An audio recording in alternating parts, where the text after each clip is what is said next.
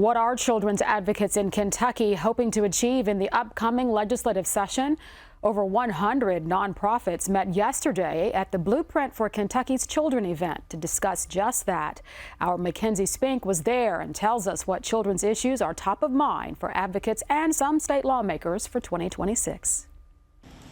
The Kentucky Youth Advocates Policy Agenda has more than a dozen policy changes and budget investments outlined in its 2026 blueprint, covering subjects like mental health, housing stability, and access to better legal representation for families. Executive Director Terry Brooks shares what he thinks will be the headlining children's issues on the table for discussion in Frankfort next year. Juvenile justice is going to be a crossroads issue this session. You can already feel that early childhood is going to be an up in the air issue to be fussed about, debated, and acted on.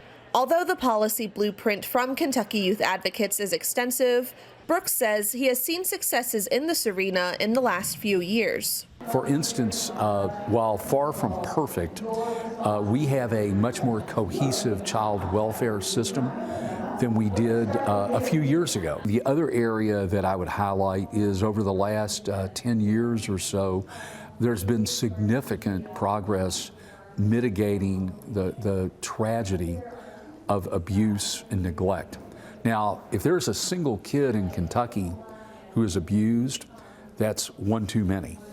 But we need to give our lawmakers props. They have taken decisive and deliberate steps over the last decade to improve that sector. 3 legislators came to the Blueprint for Children event to share insights on how to connect effectively in Frankfort and to share the legislation they're excited about for the next session. Representative James Tipton will be filing an educator misconduct bill again. The bill addresses the issue of teachers who are accused of sexual misconduct resigning from that school and then being hired in another district. My legislation would ensure that when anybody applies for a teaching position, that the school district is required to look at those references from most previous school districts. They're required, and those previous school districts are required to provide that information.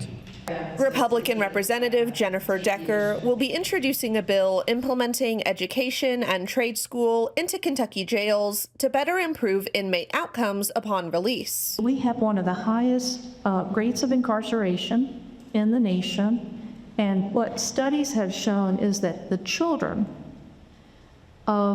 in a family that has a parent incarcerated are up to 6 or so many times more likely to be incarcerated themselves.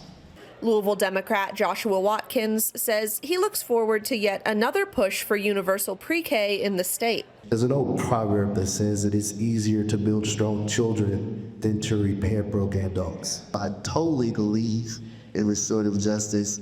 I would prefer that we improve the literacy rates, the retention rates, and the access that every Kentucky family has to affordable pre-K. The 2026 legislative session is a 60-day session that requires the General Assembly to create a state budget for the next 2 years. The session begins on January 6th. For Kentucky Edition, I'm Mackenzie Spink. Thank you, Mackenzie. Next week, Kentucky Youth Advocates will be releasing its Kids Count report, examining data on the well-being of children in Kentucky, and we'll provide a report on that later.